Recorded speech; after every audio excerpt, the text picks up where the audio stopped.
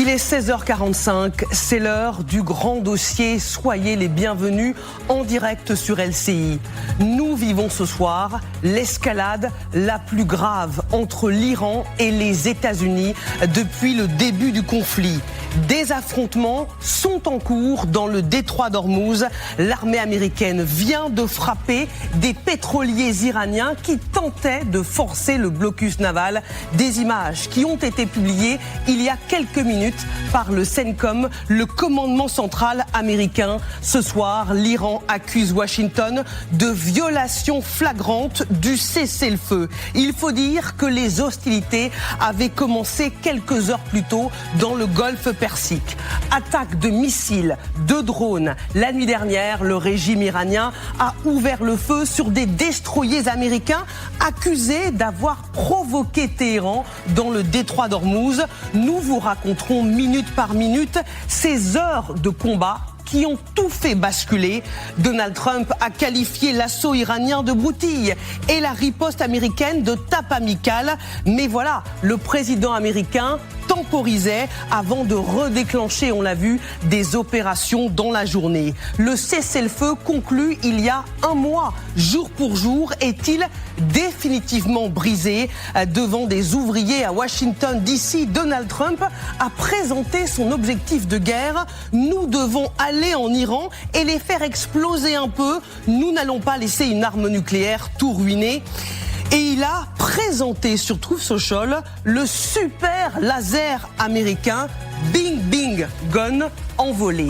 Nous retrouverons à travers le monde nos envoyés spéciaux, correspondants aux États-Unis, en Iran, dans le golfe Persique pour vous faire vivre ce conflit en temps réel.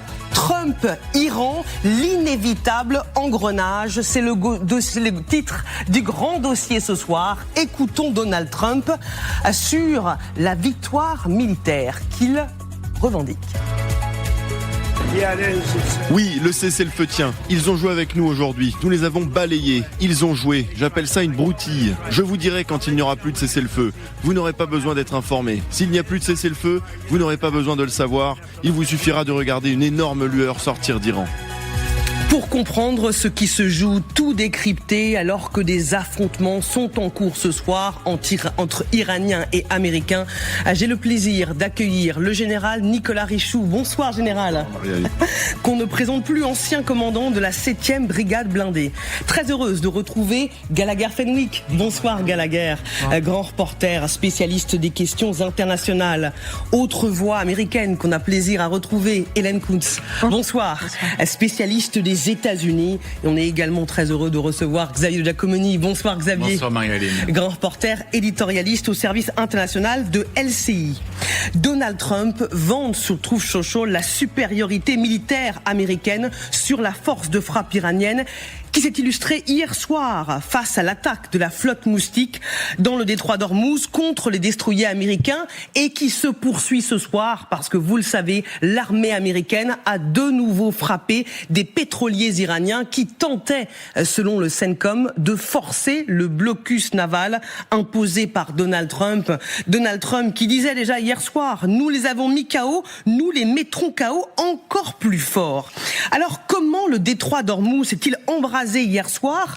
Que s'est-il passé la nuit dernière? Et que se passe-t-il en ce moment? C'est ce que nous allons voir avec vous, Xavier, en images et en cartes devant le grand écran. Les frappes n'ont donc pas cessé et elles ont repris il y a quelques heures. Voici les toutes dernières images qui ont été publiées par le commandement central américain, le CENTCOM, qui montrent que l'armada américaine a frappé des pétroliers iraniens. Xavier, les tirs américains continuent. Oui, là on voit le Sea-Star 3, il y a aussi le Cefda qui a été visé par les Américains. Alors une frappe avec les avions qui sont embarqués sur le porte-avions Bush, qui est stationné en mer d'Arabie, en retrait du détroit d'Ormuz pour ne prendre aucun risque. On voit là une frappe au canon de 20 mm, donc d'un de ces FA-18 Super Hornet, qui frappe juste à côté de la cheminée du navire, ce qui a pour effet, quelques instants plus tard, de l'immobiliser, il ne pourra plus bouger. Ce qui est intéressant sur cette image, surtout sur cette image un peu arrêtée, on voit que le pétrolier est très très haut sur l'eau. Il est ce qu'on appelle léger, c'est-à-dire qu'il n'a pas de cargaison à bord. C'est logique, hein, il retourne vers l'Iran. Vraisemblablement, il retournait vers l'île de Karg ou un autre des terminaux pour charger du pétrole, éventuellement repartir après, ce que ne veulent pas évidemment les Américains. Ce qui est très dommageable pour les Iraniens, c'est que d'une part, ils perdent un navire pour transporter leur cargaison de pétrole, mais ils perdent aussi un espace de stockage. Et ça, c'est peut-être encore plus grave, car si jamais ils ne peuvent plus stocker leur pétrole dans les semaines qui viennent, eh bien, ils devront tout simplement fermer leur puits. On voit que c'est très efficace. C'est évidemment extrêmement violent. On ne sait pas ce qu'il y a exactement comme dommage à bord. On sait que la machine est en partie détruite. On ne sait pas, par exemple, si des marins ont été tués dans l'attaque. Des affrontements qui se poursuivent ce soir dans le détroit d'Ormuz, nous dit-on. L'Iran qui accuse les Américains d'avoir violé le cessez-le-feu. Quelques heures auparavant déjà, les hostilités avaient repris dans la région. Téhéran et Washington s'affrontaient. Et ils s'affrontent aussi dans le récit de ce qui s'est passé hier soir. États-Unis et Iraniens diffusent des images, et notamment l'Iran, qui a diffusé des images des missiles qui ont servi à frapper les Américains. Racontez-nous, Xavier. Alors on va voir les missiles, on voit tout de suite les missiles. Mais on va revenir à la carte, parce qu'il faut bien comprendre ce qui s'est passé, il faut bien comprendre la géographie qui nous est pas du tout familière du détroit d'Ormuz. Moi-même, j'ai passé 2 semaines ici, à Kassab, avec une vue directe, notamment sur l'île de Keshm, qu'on voit là. Donc, ce qui s'est passé, version iranienne, 2 pétroliers iraniens ont été attaqués par les Américains ici et ici. Ça, c'est la version iranienne. On ne sait pas si c'est vrai. Maintenant, on vient de voir les images là d'un pétrolier attaqué, donc ça peut paraître vraisemblable. En rétorsion, on va revenir sur la carte. Voilà. En rétorsion, les Iraniens ont vu que 3 destroyers américains, le Mason, le Peralta et le Truxtun, prenaient la direction de la sortie du détroit pour revenir dans le golfe d'Oman. Et là, ils ont décidé de les attaquer. Ils les ont attaqués depuis Sirik, depuis Minab, Bandar Abbas, l'île de Keshm. Et là, l'attaque, elle a été ce qu'on appelle, ce que redoutaient les Américains, une attaque combinée. Il y a eu, on va le voir maintenant, les images, des missiles, alors soit des missiles de croisière, soit des missiles anti-navires, des missiles Nour a priori, qui sont tirés depuis les côtes iraniennes que l'on voyait tout à l'heure. C'est spectaculaire et potentiellement dangereux pour les navires américains. Des escouades de drones aussi ont attaqué des vedettes rapides qu'on voit sur cette animation pour tenter de prendre d'assaut les bâtiments. On voit bien sur cette reconstitution, on revoit la carte, on voit les vedettes, on voit les drones qui attaquent. Tout ça attaque en meute, ce sont des essaims et c'est ça qui est dangereux pour les bâtiments américains. Et tout de suite, ce qui s'est passé, c'est que les destroyers ont actionné leur système de défense, ils ont fait décoller leurs hélicos, d'autres hélicoptères sont arrivés en renfort. On voit l'un de ces destroyers ici, on voit bien la piste d'hélicoptères ici, ce sont des très beaux bâtiments. C'est le couteau suisse de la marine américaine. Ça peut faire énormément de choses, notamment lancer des Tomahawk, vous savez, ces missiles qui vont très loin en profondeur, jusqu'à 1800-2000 km, et donc avoir des hélicoptères qui sont tout de suite entrés en action. Alors ça peut être, ils sont entrés en action sur les drones, sur les vedettes, et les systèmes de défense du destroyer ont pris en charge les missiles qu'on a vus tout à l'heure. Les capacités de défense de ces bateaux sont franchement extraordinaires, ils sont surarmés, ils ont notamment, Marie-Aline, un système de combat dénommé Aegis. Aegis, c'est égide en français, le bouclier sacré de la mythologie grecque. Ça veut bien dire ce que ça veut dire. Un système de radar ultra sophistiqué qui permet aux navires de suivre 200 cibles en même temps et d'en engager, c'est-à-dire d'ouvrir le feu sur une vingtaine d'entre elles. Et a priori, ce qu'on ne sait pas aujourd'hui, c'est quels dégâts il y a pu y avoir sur ces 3 destroyers. On ne sait absolument rien. Le Suncom n'a évidemment pas communiqué. Ils disent que tout s'est très bien passé, qu'il n'y a pas eu de dégâts. Mais ça, il faudra peut-être le vérifier dans les jours qui viennent. Partons aux États-Unis, retrouver Sonia Dridi, notre correspondante à la Maison-Blanche pour TF1 LCI en direct de Washington. Bonsoir Sonia, on a envie évidemment d'entendre ce qui se passe du point de vue américain. Est-ce que la guerre a repris alors qu'on sait les bombardements, les affrontements se poursuivent dans le détroit d'Ormuz puisque l'armée américaine a choisi de tirer sur des pétroliers iraniens? Eh bien, cette administration insiste sur le fait que la guerre n'a pas repris. Tout à l'heure, Marco Rubio a dit « il nous tire dessus dans le détroit d'Ormuz.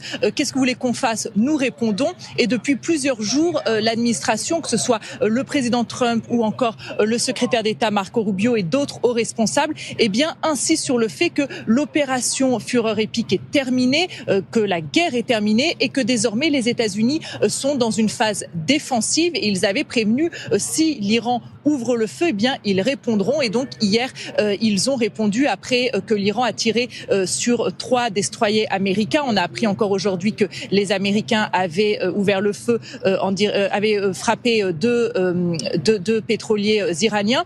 Mais l'administration, eh bien, veut signifier à sa population, en tout cas, que désormais c'est la phase défensive, avec un Donald Trump qui est pressé de plus en plus par son opinion publique de mettre fin à ces opérations. Tout à l'heure, il va parler depuis le jardin, le roseraie de la Maison Blanche, et il va s'adresser notamment aux mères, les Angel Moms, ce sont les mères qui ont perdu des enfants tués par des immigrants illégaux. Et donc, vous voyez un Donald Trump qui veut se reconcentrer sur des sujets nationaux. On sait que de plus en plus d'élus républicains appellent ici des conseillers à la Maison Blanche pour leur dire leurs inquiétudes à l'approche des élections de mi-mandat. Donc, Donald Trump est pressé, mais il ne veut pas perdre la face et il aimerait obtenir une victoire, notamment sur la question du nucléaire, avant de tourner la page. Et il y a quelques jours, lorsqu'une journaliste lui a dit dans l'accord, a priori, il y aurait peut-être, on a entendu l'exportation de l'enrichissement de l'uranium enrichi, il a dit ce n'est pas peut-être, cet uranium sera exporté.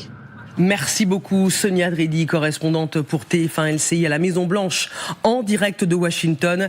Et on rappelle que Donald Trump, qui prendra la parole à 18h, sera écouté évidemment sur notre antenne parce qu'on a très envie d'entendre sa réaction sur ce qui s'est passé hier soir et sur ce qui se passe en ce moment, ces affrontements en cours dans le détroit d'Ormuz. Général Richoux, comment analysez-vous ce qui se passe ce soir ?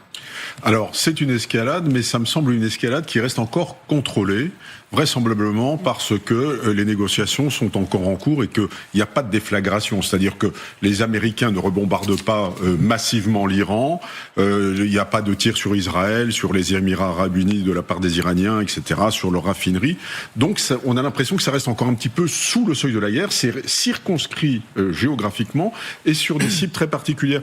Le fait que ce soit du canon de 20 mm qui est tiré, c'est vraiment très, pour moi, c'est symbolique. Je veux dire, on peut tirer avec du canon de ce qu'on veut, on peut tirer avec du missile, on peut même le torpiller avec une torpille. Ils ne doivent pas s'en servir souvent, les F-18. Et en fait, ce que l'on veut, c'est qu'il y ait le moins de dégâts possible, le moins de morts possible, mais on veut immobiliser le bâtiment. Et donc, le 20 mm, c'est des cartouches qui sont grandes comme ça, il y en a dans les chars, hein, c'est véritablement le minimum monimorum qu'on puisse faire pour pouvoir arrêter un bâtiment. Donc, il y a vraisemblablement une volonté quand même de garder ce conflit encore sous contrôle pour pouvoir continuer les négociations.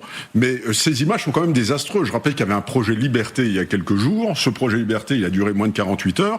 Et ces images montrent que la liberté de circulation dans le détroit d'Ormuz n'a pas été rétablie et ne peut pas l'être par la force. Donc ça sera vraisemblablement par la négociation.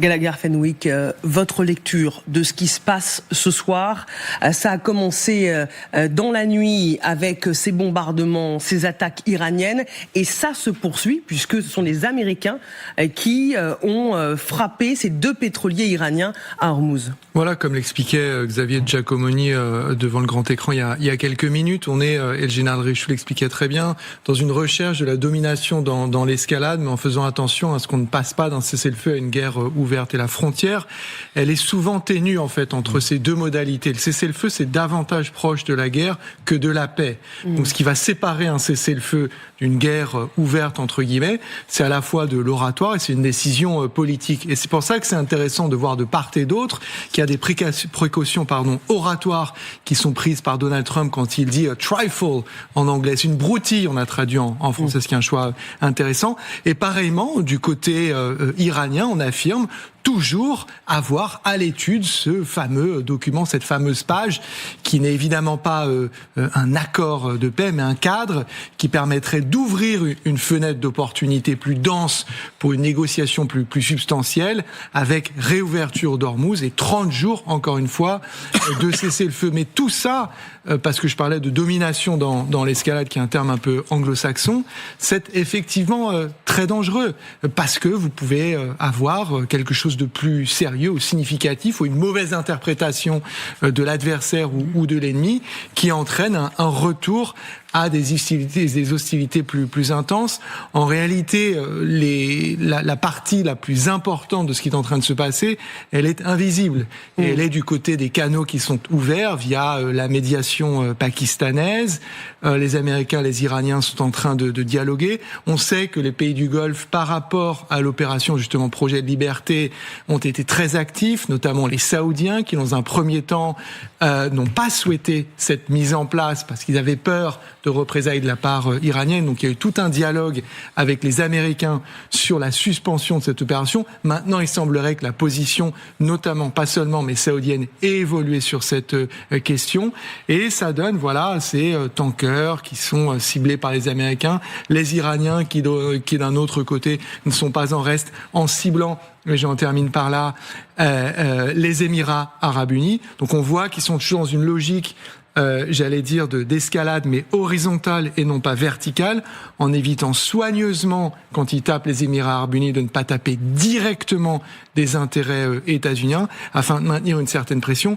Juste une toute petite chose, parce que voilà, on a déjà fait une dizaine de minutes d'émission, on est passé par un petit moment d'expression de Donald Trump pour lancer cette émission dans laquelle il dit « Attention aux Iraniens, sinon il va y avoir... » Alors, on a traduit en français, une lueur qui va sortir d'Iran. Oui. A glow, en anglais. À quoi il fait référence ?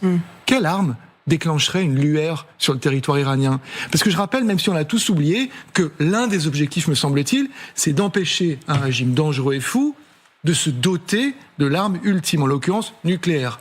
Or, on a la personne en face dont on est censé partager des valeurs qui dit « Attention !» Si vous ne donnez pas votre accord, il va y avoir une grande lueur qui va sortir. Il a posté cette image sur Truth Social où on voit le super laser américain. Je vous parle de ses propos. Je sais. Mais je pense que peut-être il joue un petit peu avec les images. Parce qu'il a quand même rappelé que les Américains n'envisageaient pas d'utiliser l'arme nucléaire sur l'Iran.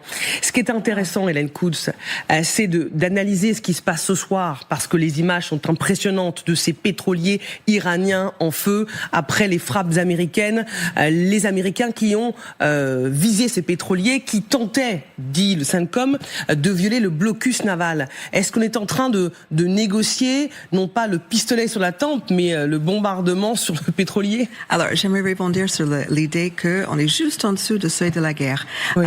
Il y avait une échéance la semaine dernière. Hein. Le Congrès aurait dû statuer sur cette intervention depuis le 1er mai. Et donc, ça faisait donc le 60 jours qui permettait la Constitution américaine. Et on joue avec les mots. On joue pour repousser l'échéance. Pete Hegseth, dans son audience, secrétaire de la Défense, a dit non, il y avait suspension de ces 60 jours parce que blocade, parce que cessez-le-feu et autres. Donc, vous savez, je suis d'accord avec vous. Quand on lit les post-truth de Donald Trump, depuis le 28 février au soir, on peut lire que la marine iranienne a été déjà détruite 8 fois. Voyez-vous que la guerre, qui ne explicitement pas une guerre d'ailleurs, dans ses propos écrits, a été déjà gagnée cette fois.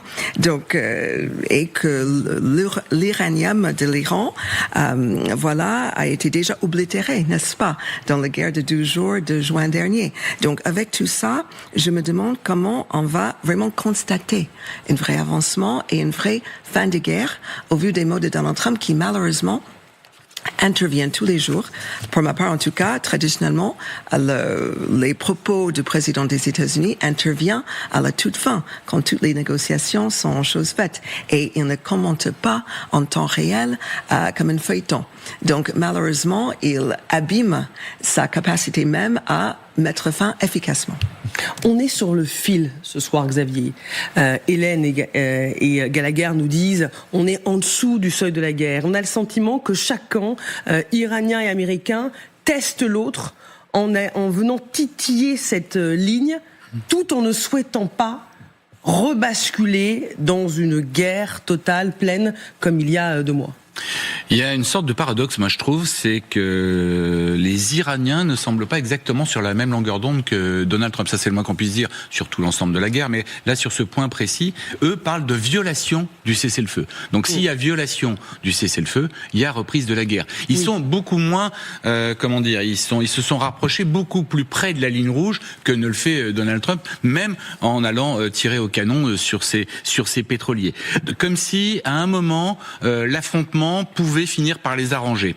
Alors pourquoi je dis ça ? Parce qu'à mon avis, ce que cherchent à faire les Iraniens, c'est de déplacer totalement la guerre par rapport au nucléaire, au proxy, aux missiles balistiques, sur la guerre d'Ormuz, la fameuse bataille navale qu'on annonce depuis le 28 février et dont on a commencé à voir la première bataille, en fait, dans la nuit hier soir.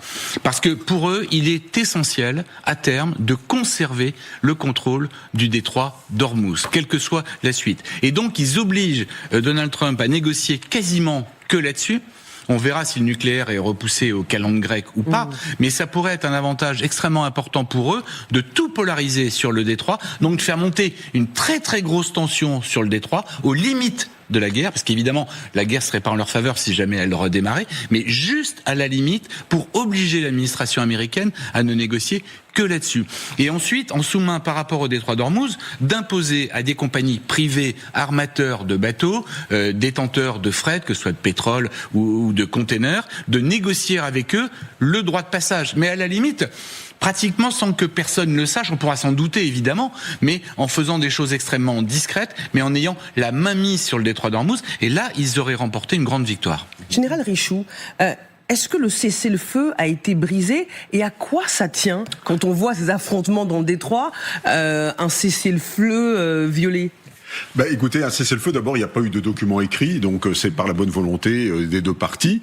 Mais c'est un cessez-le-feu violé avec des déclarations de Donald Trump qui dit que c'est une broutille. Oui. Donc on voit bien qu'ils veulent encore rester sous le seuil de la guerre. Ça, je crois qu'on l'a très très bien compris aujourd'hui, et qu'ils n'ont pas envie que ça dégénère, et que ça reste un petit peu circonscrit. Alors on peut qualifier ça d'escarmouche, ce que l'on veut. Il n'y a pas eu on ne sait pas quels sont les dégâts côté américain. Peut-être, s'il n'y en a pas, peut-être cela a-t-il été calibré par les Iraniens comme avertissement pour bien montrer que on ne franchit pas le détroit. C'est difficile à dire. Ça a été violé, mais il n'est pas mort.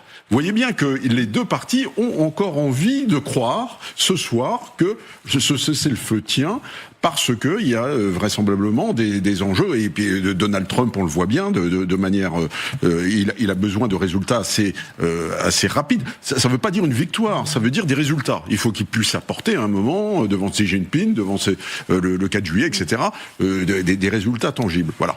Et puis, pour le reste, je suis absolument d'accord avec ce qu'il vient de dire. Le conflit a été déplacé sur le détroit d'Ormuz, clairement, parce que pour les Iraniens, c'est central. Et puis pendant ce temps-là, on ne parle pas du nucléaire, qui reste quand même une pierre d'achoppement et qui sera très très difficile, on le verra, à récupérer. Gallagher. Donald Trump, il a quand même parlé du nucléaire. C'est-à-dire que cette administration-là, à ce stade, elle rappelle quand même qu'il est hors de question que ce régime se dote de l'arme nucléaire. Maintenant, sur les manières d'y parvenir, il y a grande conversation, ce qu'on fait souvent à avoir, mais il y a quand même une échéance majeure aujourd'hui, et Marco Rubio, le secrétaire d'État, qui est actuellement, il était au Vatican, et là il était aux côtés de la présidente du Conseil, Meloni, donc à Rome, a quand même rappelé que ce vendredi, les Américains attendent une réponse officielle de la part des Iraniens, qui ont un document quand même assez court entre les mains, d'où ce que je suggérais tout à l'heure, c'est-à-dire que je pense pas qu'ils aient besoin de 3 jours pour le lire et le comprendre, mais je pense qu'il y a des allers-retours avec Washington sur certains termes et sur des choses éventuellement qui peuvent être mises en place afin de garantir cette fenêtre de 30 jours. Mais là où je suis totalement d'accord avec le général Richoux, et d'ailleurs la diplomatie française insiste sur la nécessité de décorréler le sujet Hormuz des autres sujets, et donc cette fenêtre, elle doit passer par la réouverture complète de ce détroit. Nous rejoint ce soir en plateau dans ces discussions Antoine Basbous, politologue, directeur de l'Observatoire des pays arabes. Bonsoir Antoine Basbous, installez-vous, merci beaucoup d'être avec nous dans le grand dossier. Vous allez nous dire si vous pensez que la guerre est en train de reprendre ce soir alors que des affrontements sont en cours entre Iraniens et Américains dans le détroit d'Ormuz. Nous partirons retrouver Elisa Cléache, notre envoyée spéciale dans le Golfe Persique, qui nous racontera ce qui se passe en temps réel dans ce face-à-face qui titille le seuil de la guerre.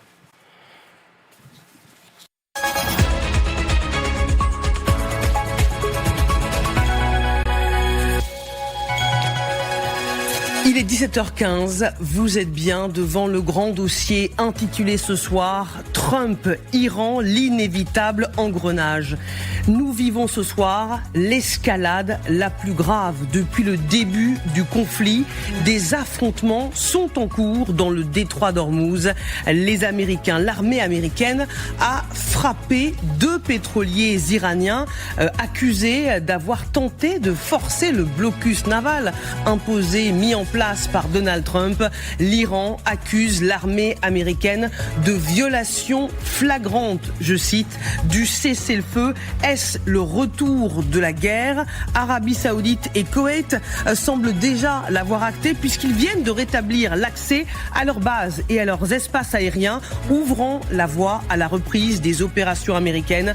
Nous partirons dans le Golfe Persique retrouver notre envoyée spéciale Elisa Cléache juste après l'essentiel de l'info à 17h15. À la une, cette nouvelle rassurante alors que la souche d'hantavirus qui est apparue à bord du bateau de croisière MV Ondus inquiète, l'OMS, l'Organisation mondiale de la santé, explique ce soir que le risque pour la population est absolument faible.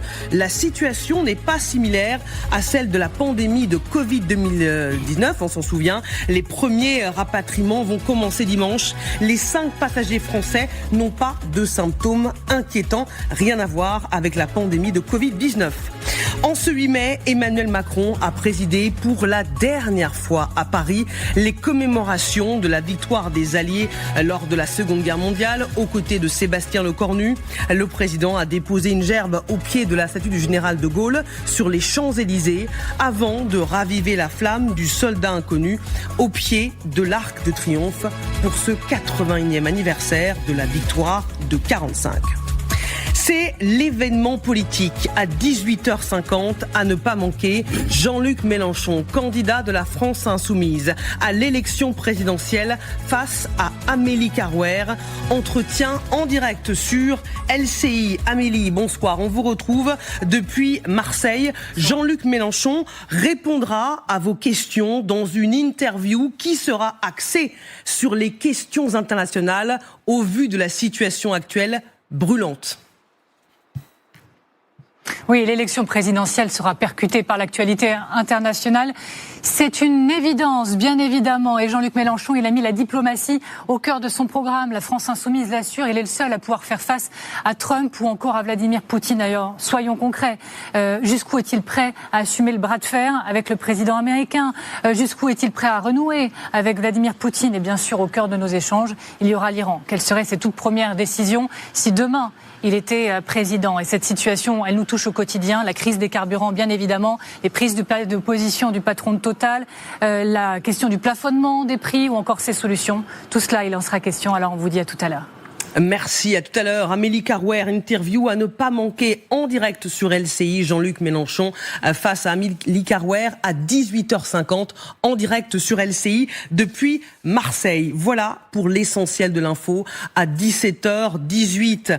Vous êtes bien devant le grand dossier intitulé ce soir Trump, Iran, l'inévitable engrenage. Nous vivons l'escalade la plus importante, la plus grave depuis le début du conflit entre Iran et États-Unis. L'armée américaine a frappé 2 pétroliers iraniens. Vous voyez ces images impressionnantes de ces navires en feu.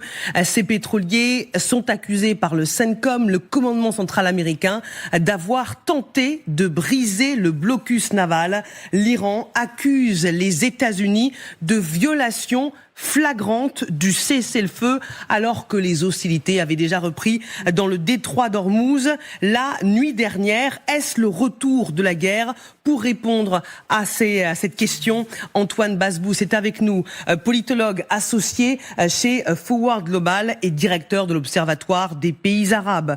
Avec nous également Hélène Kuntz, spécialiste des États-Unis. Xavier Giacomoni, grand reporter au service international de LCI. Le général Nicolas Richoux, ancien commandant de la 7e brigade blindée, et Gallagher Fenwick, grand reporter international. Partons tout de suite sur le terrain du conflit. Vous savez, nos correspondants, nos envoyés spéciaux nous font vivre ce qui se passe en temps réel à travers le monde. Elisa Cléache, vous êtes en direct de Doha ce soir. Bonsoir Elisa. Les échanges de tirs se poursuivent puisque l'armée américaine a fait feu il y a encore moins d'une heure.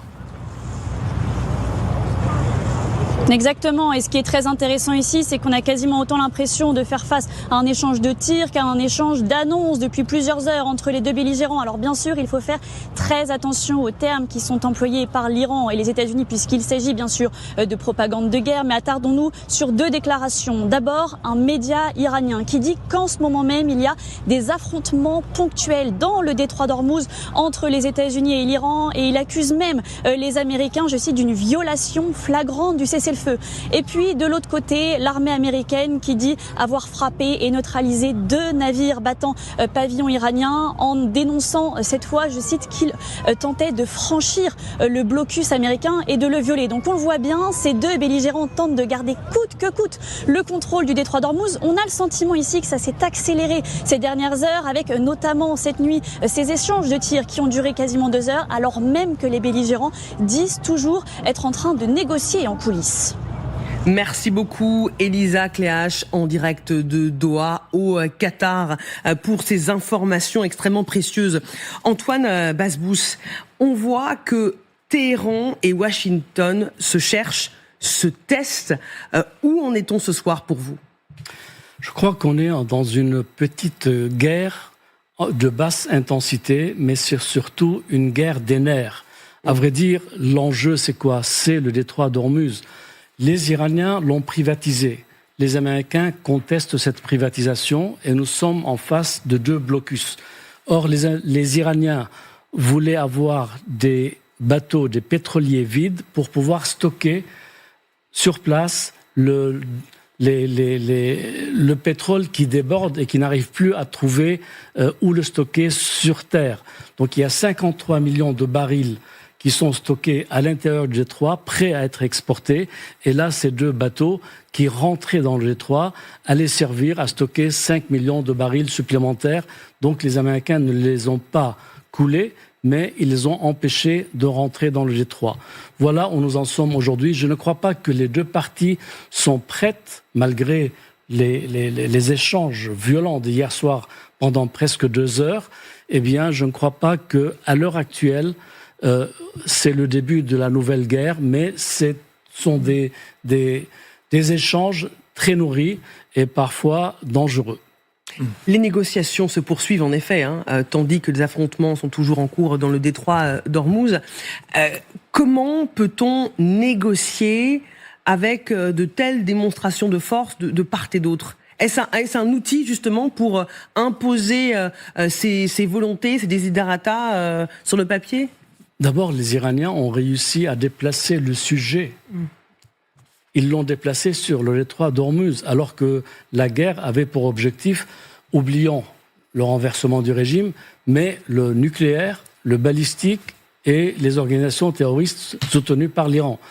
Or, ce qui s'est passé, c'est que le régime est en train de négocier avec les États-Unis et tout accord signé avec les États-Unis va donner au régime une légitimité qui va le prolonger d'un demi-siècle. Le nucléaire, M. Trump nous a annoncé il y a 3 semaines que les Iraniens, ils sont d'accord, ils vont livrer les 440 kilos d'uranium enrichi à 60% aux États-Unis. Dans l'heure qui a suivi, les Iraniens ont nié cela. Donc, le sujet du nucléaire, les Iraniens l'ont placé dans la négociation après l'ouverture du détroit, c'est-à-dire 30 jours après. Donc, on est reparti dans une négociation comme dans les années 2012-2015, qui peuvent durer plusieurs années. Et donc, tout ça, pour consolider le régime, même s'il a été affaibli, même s'il a été frappé, même si ses infrastructures militaires, même si ont été détruites, même si les dirigeants ont été essentiellement, les dirigeants principaux ont été assassinés, malgré ça, aujourd'hui, M. Trump négocie avec ce régime et lui donne une nouvelle légitimité. Hélène Kounce, je vous voyais réagir. Oui, parce qu'on n'est pas du tout dans la même temporalité.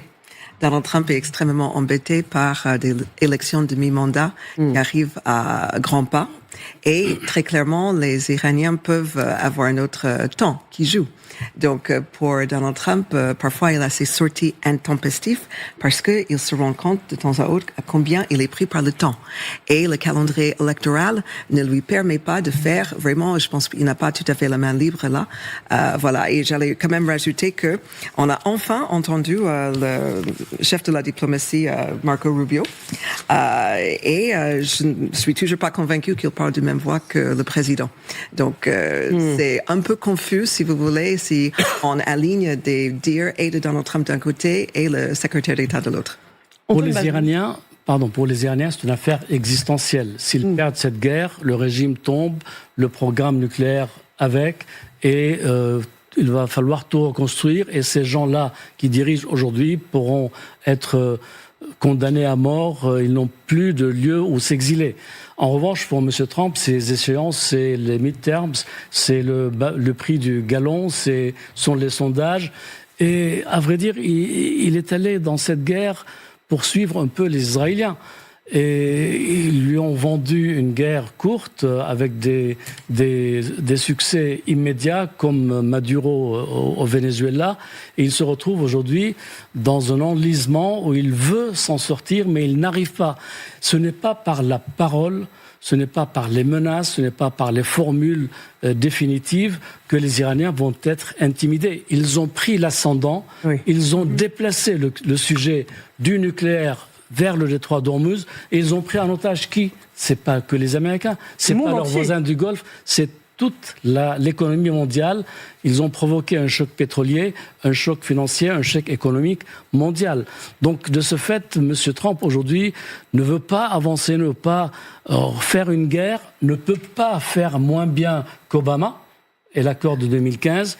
Il est, quelque part, il patauge, il a été roulé dans la farine par les Iraniens.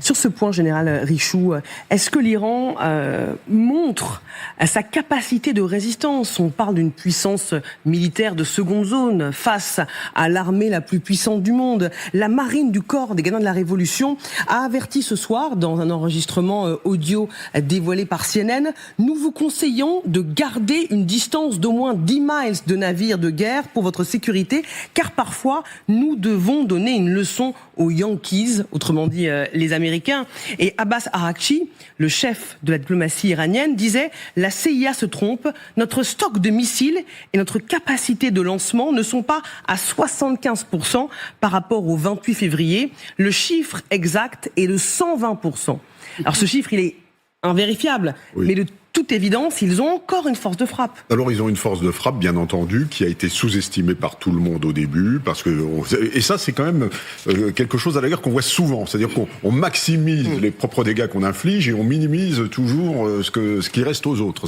C'est vrai dans les exercices, c'est vrai sur le terrain, c'est assez curieux. Ce qui est certain, c'est que ils conservent, quoi qu'il arrive, un pouvoir de nuisance par la géographie, détroit d'Ormuz, qui est absolument exorbitant par rapport à leur véritable véritable puissance militaire qui est résiduelle finalement par rapport aux États-Unis. Et en revanche, le seul fait de tirer sur un bâtiment de la CMA-CGM par exemple qui est escorté, ça arrête immédiatement le projet quasiment Freedom, la liberté qui a duré absolument 48 heures. Et donc le seul fait d'engager des escarmouches dans le détroit d'Ormuz, eh bien bloque sur le plan économique tous les passages des pétroliers et donc ont une incidence sur le plan économique qui est mondial. C'est-à-dire que leur pouvoir de nuisance résiduelle a une incidence stratégique qui est quasiment planétaire. C'est-à-dire qu'ils ont un résultat qui est presque sismique à partir du moment où ils tirent un seul Shahed, eh bien la résonance est sismique sur le plan de la planète. Et c'est ça, en fait, le pouvoir de nuisance des Iraniens par rapport aux Américains. Alors, en plus de la géographie, et puis je suis d'accord, en plus d'avoir le temps. Et le facteur temps, hein, quand on dit ils vont s'écrouler, ils sont là depuis 47 ans, ils font œuvre de résilience. Je crois qu'il est quand même très, très péremptoire de dire qu'ils vont s'écrouler demain matin parce qu'il y a un embargo. Mais c'est même, ça paraît même pire que ça, plus pernicieux, plus vicieux même, parce qu'avec l'affrontement qui s'est déroulé hier dans le détroit d'Ormuz, autant vous dire que les armateurs ils vont pas se précipiter pour aller prendre le détroit. Après, on remarque aussi, on a une image de la part des Iraniens d'un lancement de missiles antinavires, missiles de croisière, on n'arrive pas à déterminer exactement, sans doute un missile Nour d'ailleurs, mais on n'en voit qu'un. Ils en ont pas envoyé une salve complètement délirante. Visiblement, ils économisent leurs missiles. Pour revenir à ce que vous disiez sur leur stock. Et avec cette annonce comme quoi n'importe quel bâtiment de commerce s'approcherait à moins de 10 000 nautiques d'un bâtiment de guerre américain, il se mettrait en danger. Mais là, ça va bloquer le détroit pendant des semaines et des semaines. Parce que, d'une part, ils peuvent toujours encore saisir des pétroliers ou des porte-containers. Je vous rappelle qu'ils en ont toujours 2 en otage, en fait, qu'ils ont saisis, qui sont vers Bandar Abbas, le MSV Francesca et puis l'Epaminondas. Et puis, en prime, quand les bâtiments de commerce verront des bateaux américains, ils se diront pas c'est une bonne solution pour sortir. Ils se diront fuyons, allons le plus loin possible de ces bateaux qui peuvent être frappés à n'importe quel moment par les Iraniens. Donc c'est un peu le double effet qui se coule. Pour le moment, les Iraniens vont encore marquer un point à l'instant où Donald Trump pensait peut-être un peu leur apporter le coup de grâce. Il est 17h30, si vous nous rejoignez en direct dans le grand dossier. Nous vivons ce soir une escalade intense, la plus grave depuis le début du conflit entre Iran et États-Unis. Des affrontements sont en cours dans le détroit d'Ormuz. 2 pétroliers sont en feu. Ils ont été visés par l'armée américaine qui les accusait de tenter de violer le blocus naval imposé par Donald Trump. Michel Polaco est en direct, expert en aéronautique et grand spécialiste des questions de défense et du nucléaire. Bonsoir Michel Polaco, merci d'être avec nous dans le grand dossier. Votre regard est précieux sur ce qui s'est passé hier soir et sur ce qui se passe en ce moment. Nous montrons ces images, les toutes dernières images qui ont été publiées par le CENTCOM, le commandement central américain, qui montrent ces pétroliers en feu, bombardés par les Américains. Qu'est-ce que ça nous apprend ce soir ? Ça nous apprend que les Américains ont déterminé un certain nombre d'objectifs, que parmi ces objectifs, il y en a un qui est de reprendre la main sur le détroit d'Ormuz. Ils font ça d'une manière assez pondérée, mais ils prennent leur temps. Mais néanmoins, là, ils ont franchi une étape, puisque jusqu'à maintenant, ils se contentaient de menacer les pétroliers ou les bâtiments iraniens de prise. Maintenant, c'est plus une question de prise, ils tirent dessus, voilà. Ça veut dire qu'on rigole un peu moins qu'avant. Et donc, ça veut dire que ça devient plus compliqué pour les Iraniens qui, depuis ce début de cessez-le-feu, ont été obligés de démontrer, je dirais, qu'ils avaient encore des capacités. Et puis, depuis le début des opérations dans le détroit, ils montrent des capacités qui sont quand même extrêmement réduites. Ils ont tiré un certain nombre de missiles sur les Émirats arabes unis. Ils ont tiré un missile de croisière sur un bâtiment dans le Golfe. Ils ont essayé, avec quelques vedettes, d'attaquer des bâtiments américains. Elles ont été détruites. Et pour l'instant, donc, on peut dire que les opérations se déroulent selon un tempo qui, en fait, est plutôt le tempo des Américains que le tempo des Iraniens. que, contrairement à ce qu'on dit, le président Trump n'est pas pressé. D'abord, il n'est pas candidat à sa réélection, donc il a tout son temps devant lui. Les élections de mi-terme ne changeront pas grand-chose à sa posture, en tout cas comme chef militaire et des armées américaines. Quant aux Iraniens, eh bien, petit à petit, ils arrivent à l'attrition de leur capacité. Et du reste, je me demande s'il n'y a pas véritablement maintenant, je dirais, deux camps en Iran, c'est-à-dire d'un côté le camp qui essaye de discuter, de négocier avec les Américains, d'un autre des irréductibles qui, dès qu'ils ont l'impression que ça commence à s'arranger un peu en termes de négociation, montent immédiatement une opération dans le Golfe pour gâcher la négociation, si on peut dire. Je rebondis sur ce que vous venez de dire avec vous en plateau. Est-ce qu'il est possible, Général Richoux, que ce qui se passe soit une répétition générale, si je puis dire, avant la reprise des hostilités ? Alors, je me pose la question. Alors la reprise des hostilités, elle est très possible. Ça, il y a absolument aucun doute. Si demain matin les négociations ne fonctionnent pas, Donald Trump sera obligé de monter aux extrêmes. En revanche, moi, qu'on me dise que le tempo est celui des Américains, je ne le comprends pas. Il y avait un projet Liberté, il y a quand même la semaine dernière, qui était censé rouvrir le détroit. Il a duré 48 heures. Il a suffi de 2 missiles pour que le détroit soit bloqué. Et donc, la temporalité, alors vous avez peut-être plus de choses, madame, à en dire que moi sur le plan de la politique intérieure américaine. La temporalité ne m'apparaît pas être en faveur de Donald Trump. Alors, si Donald Trump perd la Chambre et encore le Sénat lors de ces midterms, c'est pas, enfin, je veux dire, il y a une destitution qui se profile là. Donc, il joue gros là, Donald Trump. Et puis, j'entends que constitutionnellement, il ne peut pas être candidat à sa propre réélection, mais il n'a cesse de dire qu'il sera lui-même candidat en 2028. Il y a partout un petit peu des posters de Trump 2028 détenus par les MAGA. Donc, il est prêt à, à brimer la Constitution. Bien sûr. Une fois. Oui, mais il faut d'abord changer la Constitution. À faire un coup d'État constitutionnel. C'est pas acté. Oui, mais bon. J'entends bien, mais quand même c'est pas neutre pour Donald Trump, pas du tout.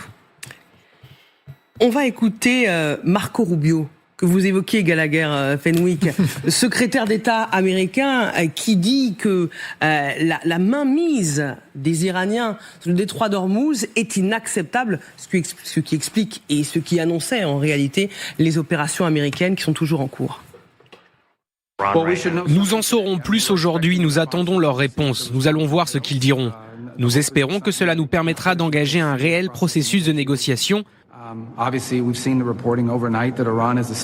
Nous avons appris hier que l'Iran souhaitait mettre en place une agence qui contrôlerait les mouvements dans le détroit d'Ormuz. Cela serait totalement inacceptable. Normaliser leur contrôle sur un détroit dans des eaux internationales serait totalement illégal et les grands dirigeants devraient se demander comment empêcher cela.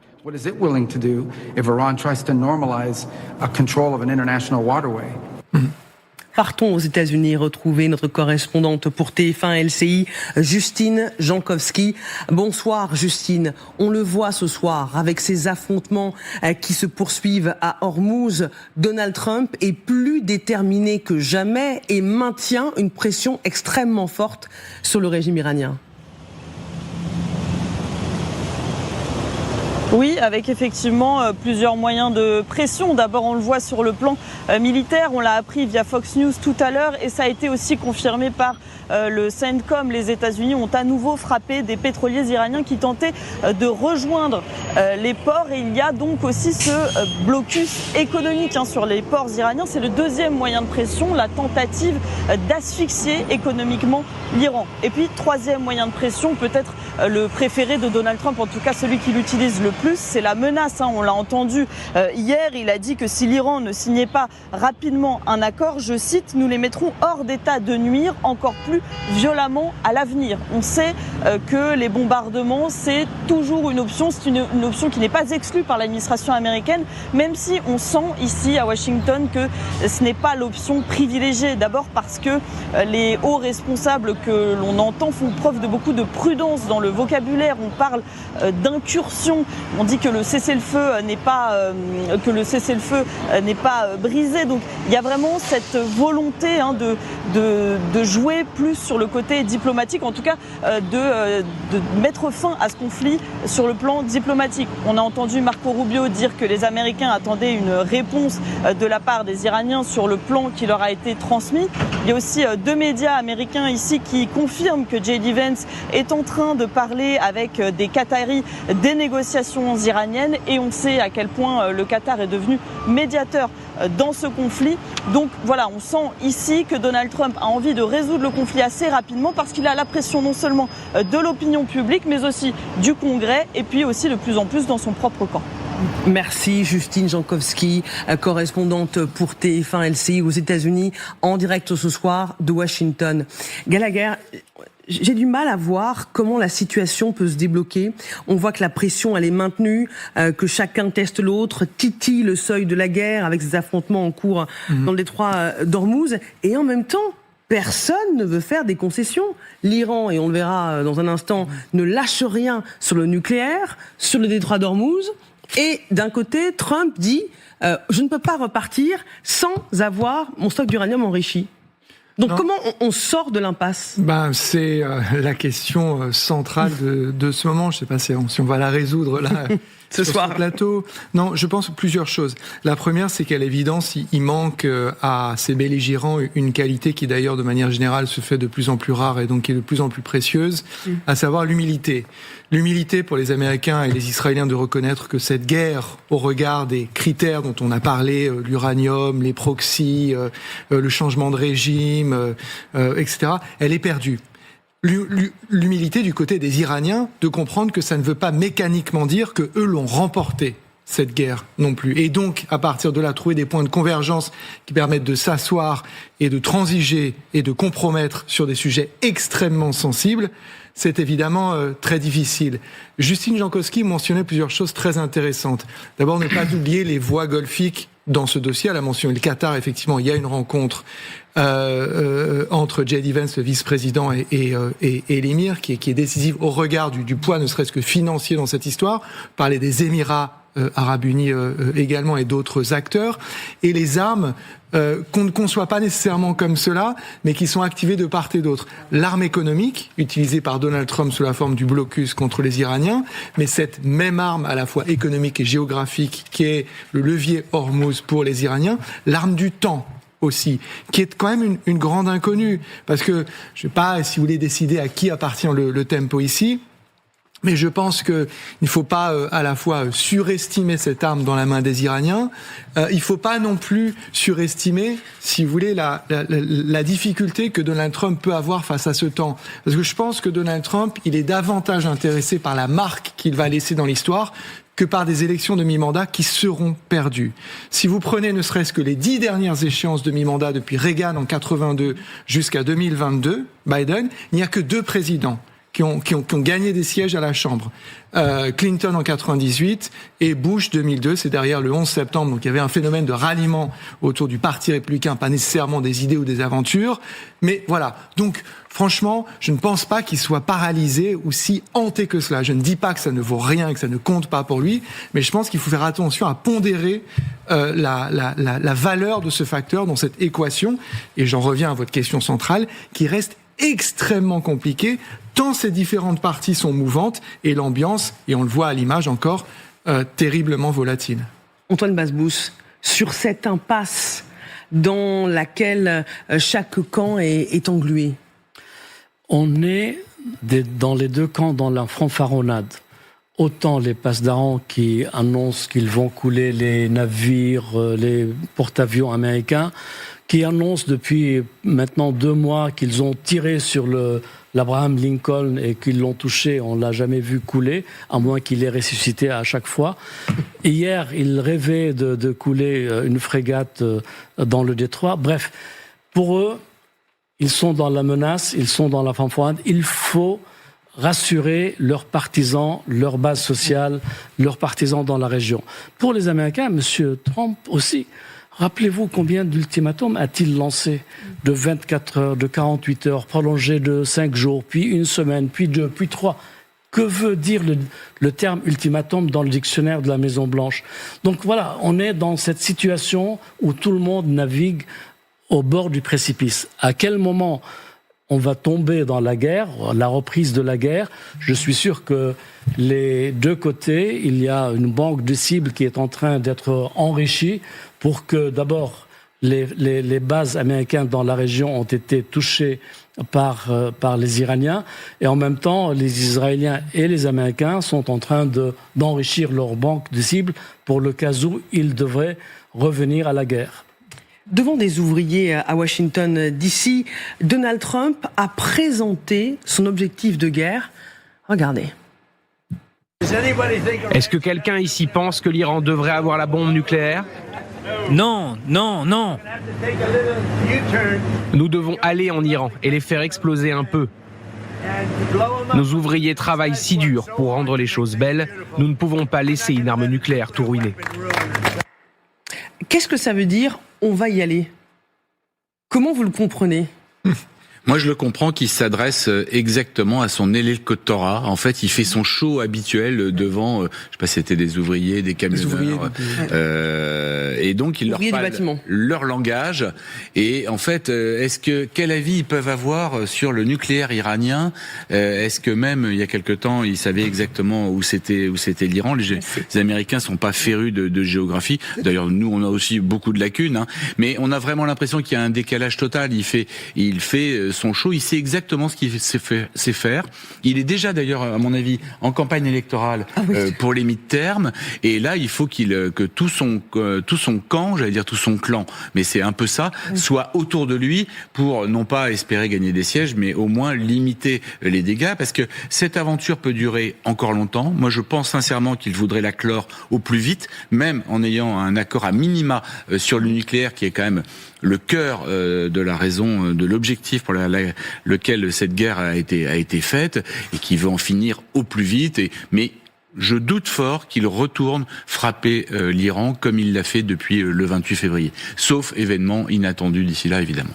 Général Richoud. Oui, moi je suis d'accord avec ce qui vient d'être dit. Pour le moment, il se contentera d'un accord à minima qui ne sera pas forcément un succès, une réussite, mais qui pourra porter à son crédit, combien même c'est un résultat médiocre. C'est-à-dire qu'à un moment donné, on peut dire tiens, nous avons convenu d'entamer les discussions avec un moratoire de 5 ans sur le nucléaire, et dans lequel nous allons nous mettre au travail ensemble dans un esprit constructif etc. Donc ça c'est très possible, et ça va, même s'il reprend les hostilités, qui peut être un coup de pression ou un coup de bluff parce que il veut avoir le dernier mot, ça n'est pas ça qui reprend les hostilités qui permettra de récupérer le nucléaire iranien. Ça va être très compliqué, en bombardant massivement l'Iran, de récupérer le nucléaire iranien. Donc je pense qu'à un moment donné, au-delà des rodomontades, il va être obligé quand même d'accepter quelque chose. Voilà. Permettez-moi d'accueillir Raphaël Jérusalemi, qui nous rejoint, ancien officier du renseignement militaire israélien. Merci d'être avec nous en direct dans le grand dossier. Comment l'expert que vous êtes analyse l'opération en cours, les Américains qui ont choisi de bombarder ces pétroliers iraniens à Hormuz quelques heures seulement après la reprise des hostilités dans la nuit? Alors pour nous, les facéties de ces derniers jours, de part et d'autre, américaines et iraniennes, sont une catastrophe stratégique pour le Proche-Orient et pour le peuple iranien. On assiste à une sorte d'échange presque vaudevillesque d'entrée et de sortie de ce détroit d'Ormuz, de je te tire dessus, je ne te tire pas dessus, qui ne mène absolument à rien sur le plan militaire, qu'il ne faut absolument pas avancer les choses. On prétend qu'il y a un cessez-le-feu, et puis qu'il n'y a pas un cessez-le-feu, que l'un est attaqué, que l'autre... Bon, c'est pas très très sérieux, et c'est surtout qu'on n'avance pas du tout. C'est-à-dire, on n'est plus très sûr de quel est l'objectif de cette offensive américaine contre l'Iran. Où veulent-ils en venir? Est-ce véritablement simplement un accord sur le nucléaire qu'ils avaient tenté de négocier d'ailleurs pendant des années sans succès? Est-ce le renversement du régime? Ça n'a plus l'air d'être le cas. Et tout d'un coup, on a ce focus sur le détroit d'Ormuz qui devient presque l'enjeu principal de cette offensive qui a commencé il y a plus de 2 mois, où on n'était pas du tout question du détroit d'Ormuz. Raphaël Jérusalemi, je vous sens agacé ce soir quand vous dites tout ça n'est pas très sérieux. Est-ce que c'est parce que vous avez le sentiment d'avoir déjà perdu un allié dans cette guerre contre le régime iranien et que Donald Trump, malgré les opérations, les attaques menées en ce moment, n'ira pas jusqu'au bout? Oui, nous perdons confiance et je crois qu'avec nous, le peuple iranien perd confiance dans Donald Trump, qui était un allié extrêmement puissant sur lequel on a compté pour cette chute du régime des mollahs, non pas seulement pour libérer le peuple iranien de la dictature, mais nous pensons du côté israélien, et ça c'est l'avis, pas seulement le mien, c'est l'avis des chefs du Mossad, actuels et passés, donc unanime, que sans la chute du régime des mollahs des guerriers de la Révolution, il n'y a absolument aucune garantie de pouvoir stopper le programme nucléaire iranien. Ils mèneront tout le monde en barque, ils tricheront, ils mentiront comme ils le font depuis des années, comme ils interdiront, comme ils l'ont fait toujours, certains accès à certains sites du nucléaire, même aux agents de l'énergie atomique mondiale. Nous n'avons donc plus confiance non plus, non seulement dans les Iraniens, on n'a jamais eu confiance en eux, mais dans Donald Trump, parce que sa conduite, qui était assez amusante et intrigante au départ, est aujourd'hui extrêmement dangereuse. Il ne faut pas oublier qu'à la différence de Donald Trump qui peut se retirer la tête haute ou la queue basse de ce conflit, pour nous, les Israéliens, c'est existentiel. L'Iran a vraiment inscrit dans ses tablettes la destruction de l'État d'Israël et veut s'en donner tous les moyens. Et c'est évidemment pas uniquement le nucléaire, c'est également les missiles balistiques. Raphaël Jérusalemi, vous restez avec nous. Antoine Basbous, vous voyez réagir tout à l'heure. Je crois que M. Trump, à l'approche des midterms, et vu la place qu'il veut garder dans l'histoire, il peut changer de pied. C'est-à-dire qu'il se dira je vais changer de discours, changer d'argumentaire et rappeler que nous avons été humiliés depuis 1979 par le régime islamique d'Iran et que Carter n'a pas géré comme il fallait, Obama non plus, Biden non plus, et je vais être le champion qui va désarmer nucléairement ou détruire le programme et en finir avec ce régime.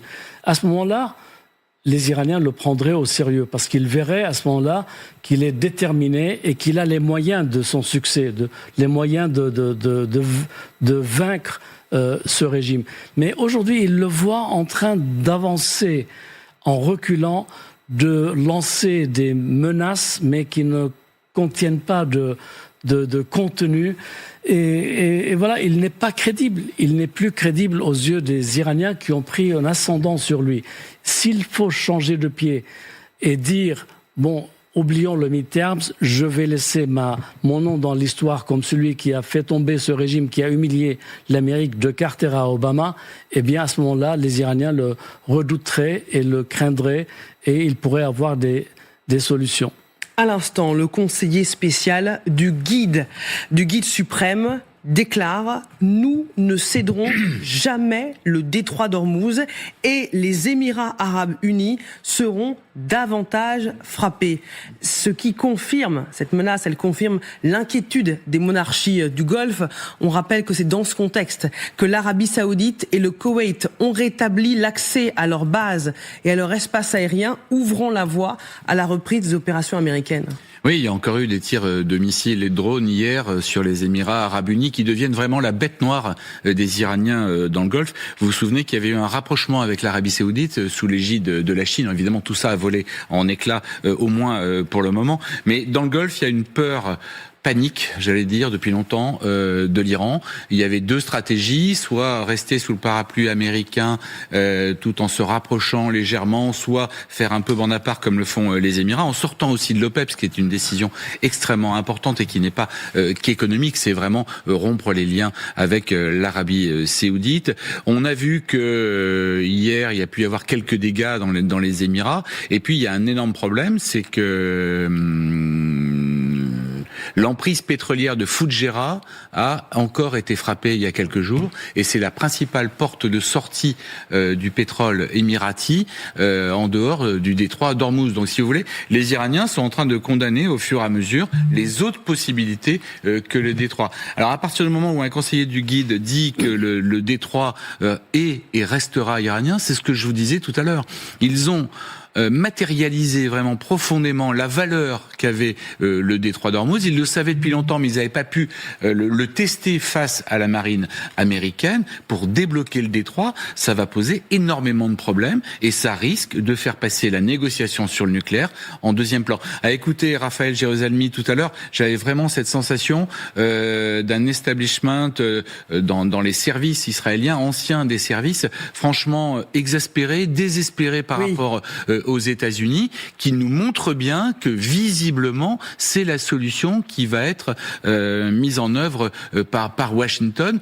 Peut-être même que l'accord serait en dessous de ce qu'était le JCPOA, l'accord sur le nucléaire iranien à Vienne en 2015, duquel était sorti Donald Trump en 2018, ce qui nous amène directement à la situation d'aujourd'hui. En fait, depuis le début, beaucoup de gens voient bien qu'il n'y a pas de solution militaire à la crise nucléaire iranienne. En revanche, si les sabotages avaient continué du point de vue israélien, les virus informatiques dans les centrifugeuses, les assassinats ciblés de scientifiques iraniens, les manipulations nombreuses qu'ont pu faire les Israéliens en Iran, plus des négociations, il y avait peut-être plus de possibilités de résoudre la difficulté. Ce soir, si vous nous rejoignez en direct sur LCI, nous vivons l'escalade la plus importante depuis le début du conflit entre Iran et États-Unis. Des affrontements sont en cours dans le détroit d'Ormuz. L'armée américaine a frappé aujourd'hui 2 pétroliers iraniens qui tentaient de forcer le blocus naval. Ces images nous parviennent du CENTCOM, le commandement central américain, qui les a publiées, une démonstration de force, alors que de son côté, les Iraniens accusent les Américains de violation flagrante du cessez-le-feu. Le conseiller spécial du guide suprême nous dit « Nous ne céderons jamais le détroit d'Ormuz et les Émirats arabes unis seront frappés plus durement ». C'est dans ce contexte que Donald Trump doit prendre la parole depuis la Maison-Blanche. On va évidemment guetter son intervention sur ce qui se passe en ce moment. Lui qui a affirmé hier soir avoir balayé à travers la riposte américaine l'attaque des Iraniens. Est-ce que c'est le début de la vraie reprise des hostilités, la reprise de la guerre, 1 mois seulement, jour pour jour, après la conclusion du cessez-le-feu? On part à Washington dans un instant.